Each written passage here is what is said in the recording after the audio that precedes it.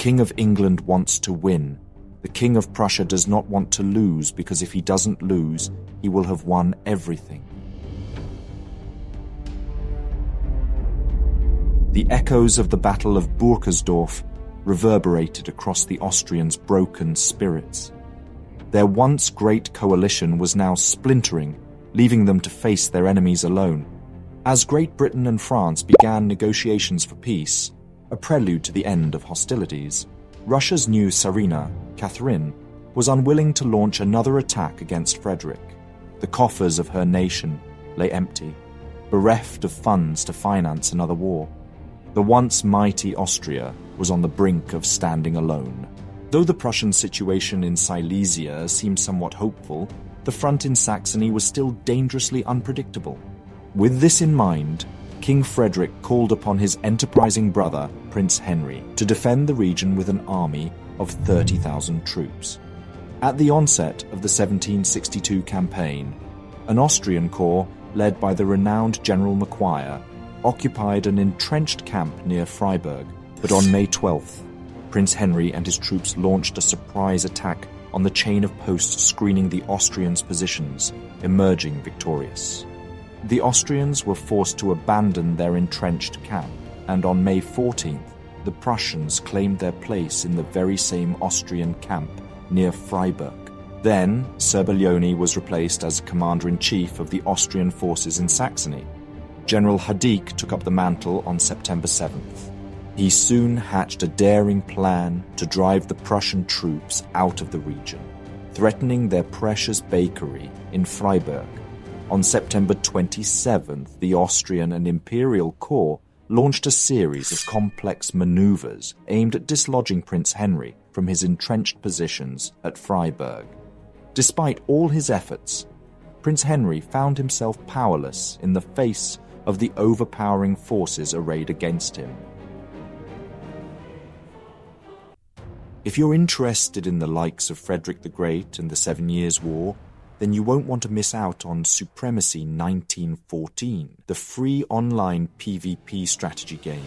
With Supremacy, you can build your army with a variety of units, including cavalry, tanks and planes, and compete against up to 500 other players in real-time games that can last for weeks. Declare war on your neighbors or forge alliances with other players. But that's not all. As a lover of maps and history, you'll appreciate Supremacy's long-format gameplay. You can play with the same account on both PC and mobile. And if you act now, you can get an exclusive gift by clicking on the link in the description. 15,000 gold and 1 month of premium subscription for free. This offer is only available for 30 days. Click the link in the description and forge your empire. Finally, in the dark of night on October 15th, Prince Henry ordered his army to retreat northwestward in 2 columns, towards General Hulsen and his reserves stationed at Kleinvoitsberg. This retreat was a strategic necessity, for the forces arrayed against him were simply too great to resist. Even as Prince Henry retreated, news arrived that Frederick was sending a reinforcement of 20 battalions and 55 squadrons from Silesia. With this knowledge, Prince Henry resolved to maintain communication with Hulsen and remained in his camp until October 22nd, gathering his strength and preparing for the next stage of the battle. As the days passed, Prince Henry remained at his camp to Freiberg's north, as he edged closer to General Hulsen's positions. But even as he prepared for battle, he received a crucial piece of intelligence. The army was expecting reinforcements of their own. It could very well be Hadik's main army, encamped near Dresden. Fearing that his window of opportunity was closing, Prince Henry made the bold decision to attack the isolated 30,000-strong Austrian army and Reichsarmee contingent before these additional troops arrived. Prince Henry, commanding a force of approximately 28,000 men, was facing an opposing force of 30,000 under the leadership of the Prince of Stolberg. Despite the disadvantage in numbers, he spent a week meticulously preparing for the impending battle. As the evening of October 28th descended, He gathered his subordinate officers to explain his plan of attack.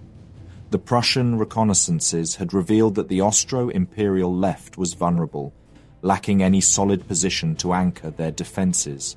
Sensing an opportunity, Prince Henry decided to launch a daring assault on the extreme left of the enemy army at Brand and Burkersdorf.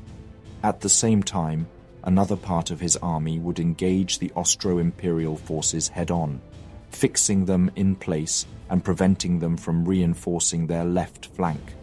The left wing of the Austro-Imperial army was formed by the corps of General Beck, with its front facing the villages of Brand and Burkersdorf. This wing was protected by several redoubts and batteries. In the centre, the Austro-Imperial army was positioned with entrenchments and batteries covering the roads and the plain below. The reserve was placed behind the centre, ready to intervene wherever needed. The whole position was further strengthened by a network of trenches, abattis, and other field fortifications. Meanwhile, news had reached General Hulson of Henry's plan. He marshalled his formidable force of 10,500 men and advanced towards their positions, crossing the Mulde River and intending to attack the Austrians and Reichsarmee in their rear. The critical gap between Hadik's army far to the east and the Imperialists of Stolberg was bridged by General Butler. Butler was a seasoned commander of 8,000 soldiers, including an elite corps of 24 squadrons of Allied cavalry and 34 pieces of artillery. They set up camp around Dittmannsdorf on the other side of the Mulde River. As for Stolberg, his main Imperial army maintained their steadfast position northeast of Freiberg, extending all the way down into the city.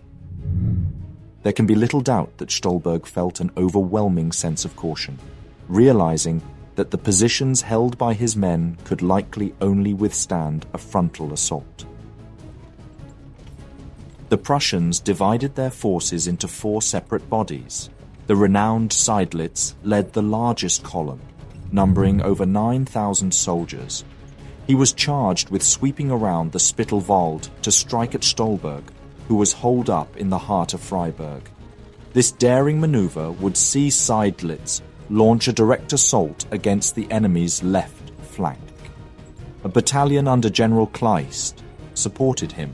Meanwhile, General Otto Stutterheim led the second column of 3,600 men through the thick forest, while his brother, General Johann Stutterheim, commanded the third column of approximately 4,400 troops and launched a diversionary attack against the eastern end of the enemy's works, aiming to create confusion and disarray in the enemy ranks.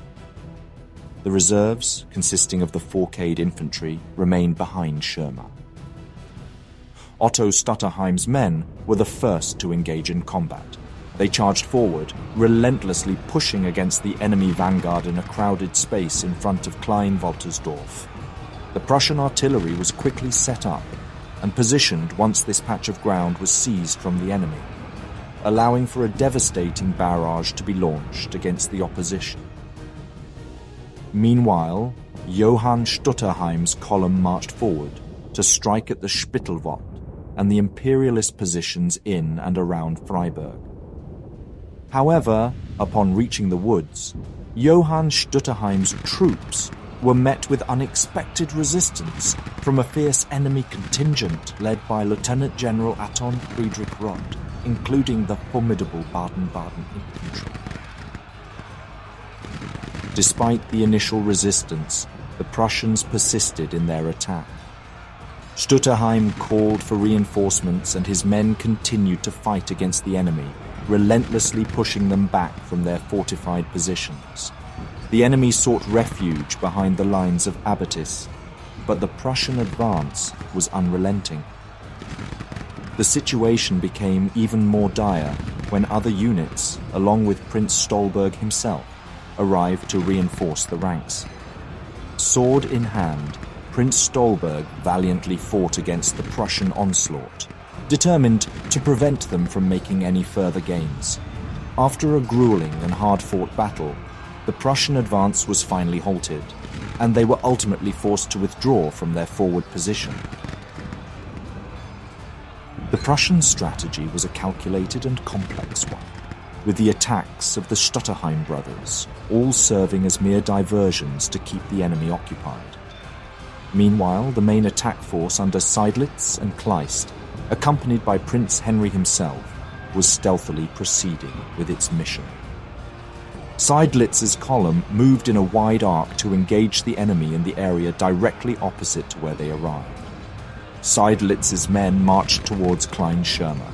However, they soon encountered a formidable wall of imperialist resistance, threatening to halt their advance before it had even begun. It was then that General Kleist, leading a small force, launched a ferocious attack against the soldiers stationed at Kleinschirmer. With swords clashing and battle cries echoing throughout the valley, Kleist's men pushed the enemy back and cleared the way for Seydlitz to proceed.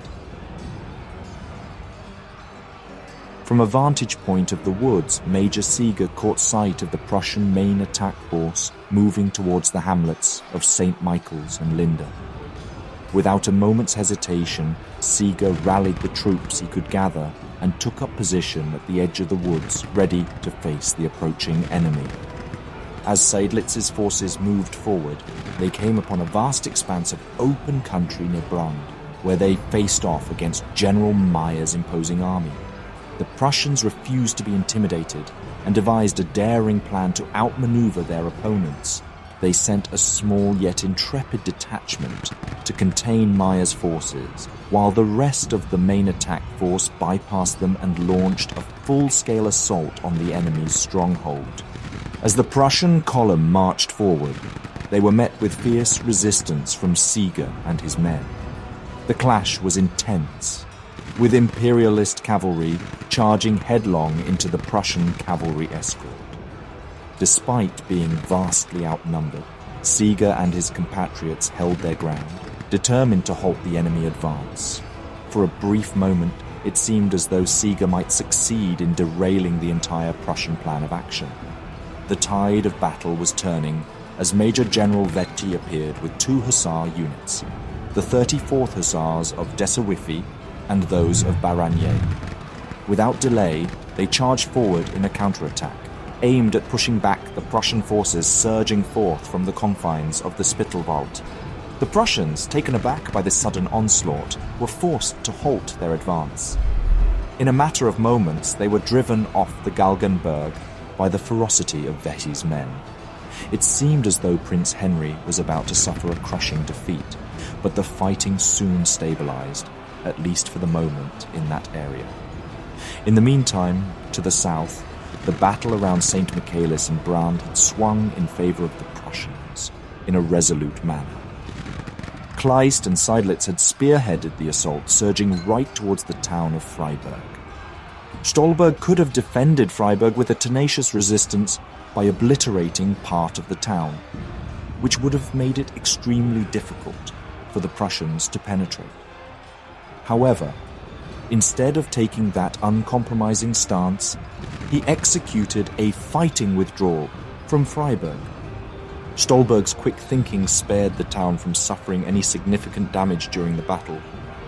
Meanwhile, the Stutterheim brothers continued to make significant strides in the battle. By 10:30 a.m., their forces had renewed their advance and pushed the remaining enemy troops out of Klein-Waltersdorf. The 7th Infantry of Bevan, under Otto's command, charged ahead with great ferocity, forcing the enemy to retreat from their mountain stronghold.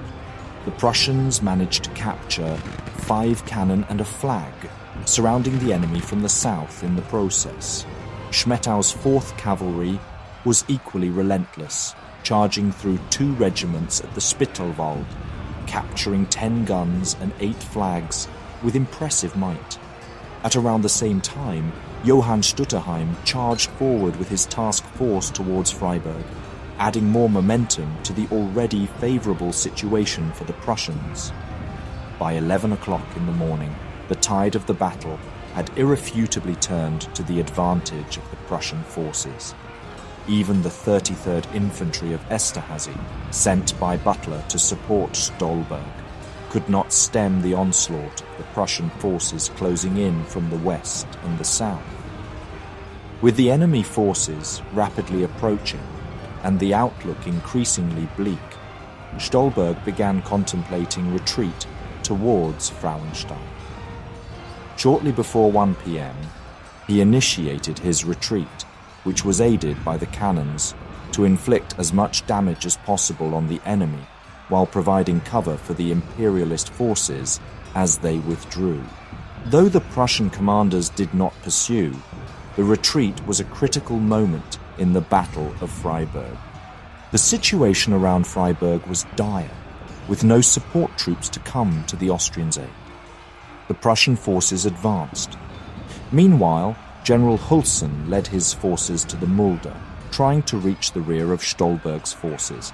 However, the retreat was well underway, and Butler's troops were stationed nearby at Dittmannsdorf, preventing Hulsen from safely launching an assault. The price of victory was high, with the Prussian forces sustaining approximately 1,400 casualties in the bloody engagement, while their Austrian adversaries suffered far greater losses, with roughly 2,700 killed or wounded, and a staggering 4,390 men and 79 officers captured, along with 28 guns and 11 battle flags. As the battered and defeated Allied forces retreated slowly upon Dippoldiswalde, the grim realization of their impending defeat began to dawn upon them. The forces of General Hulsen had missed the battle entirely.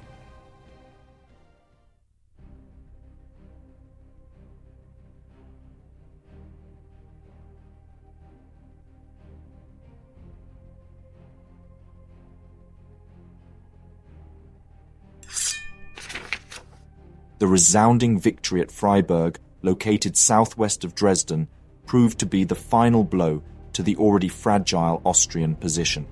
The final movements on this front were quick and decisive. By the time Weid's forces arrived in Saxony, the Battle of Freiberg had already been won by the Prussians. Even the most stubborn hawks in Vienna had to concede that defeat was inevitable. The brunt of the fighting had fallen on Saxony, which had been all but destroyed. It was fitting, therefore, that a Saxon, Karl Thomas von Fritsch, was chosen to deliver the message to Frederick that Austria was prepared to negotiate. On the 25th of November, at the town of Meissen, the two sides finally came together to discuss the terms of peace. The grand negotiations commenced on the 30th of December 1762, within the esteemed halls of the Saxon Palace of Hubertusburg, just a short distance from Leipzig. The Austrians found themselves in a position of weakness, with their negotiating power severely hampered.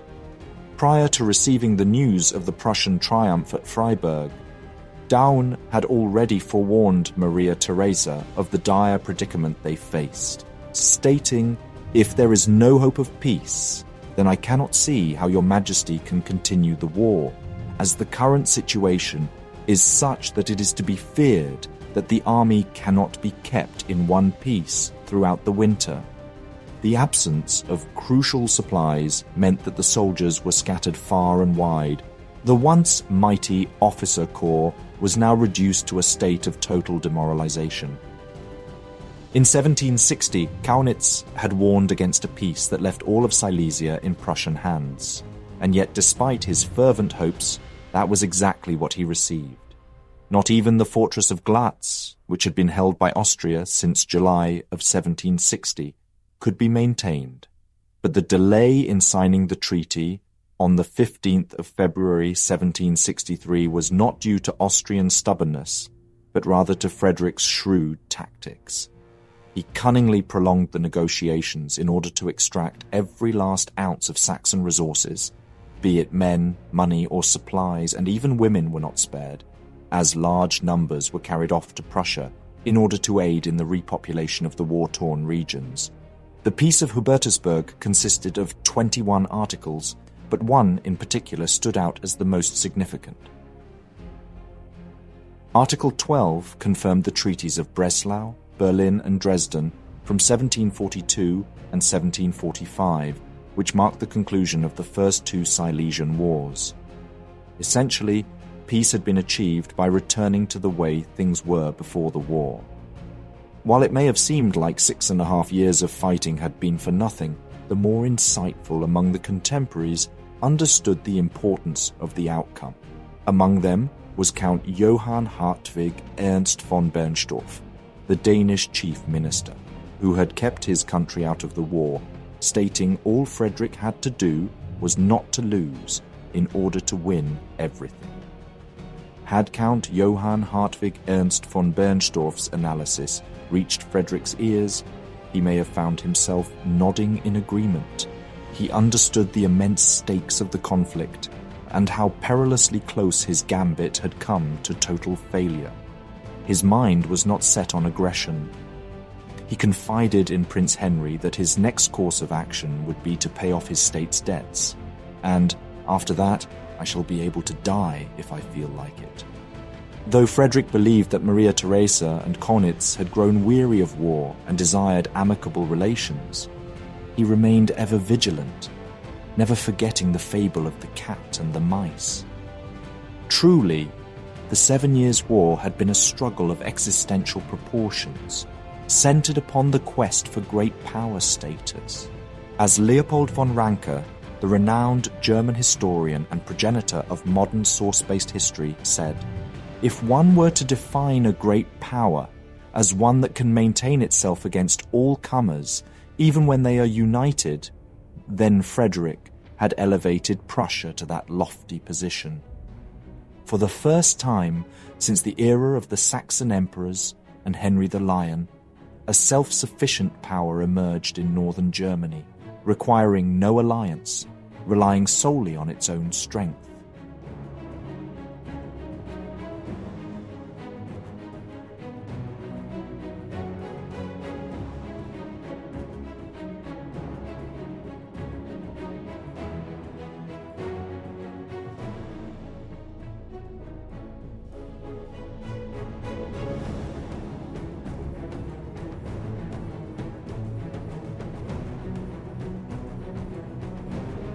Thank you very much for watching this video. Please leave a like, it really helps out the channel. If there is a topic, battle, or person you would like to know more about, let me know your thoughts in a comment. I would also like to thank all my patrons and channel members for their generous support. If you enjoy House of History and you want to support my work, consider joining me on Patreon. For just $1 per month, you will already gain early access to all my videos without any in-video advertisements. Don't forget to subscribe. See you next time. Thanks to the sponsor, Supremacy 1914. Follow the link in the description to get 15,000 gold and 1 month of premium subscription for free. The offer is only available for 30 days.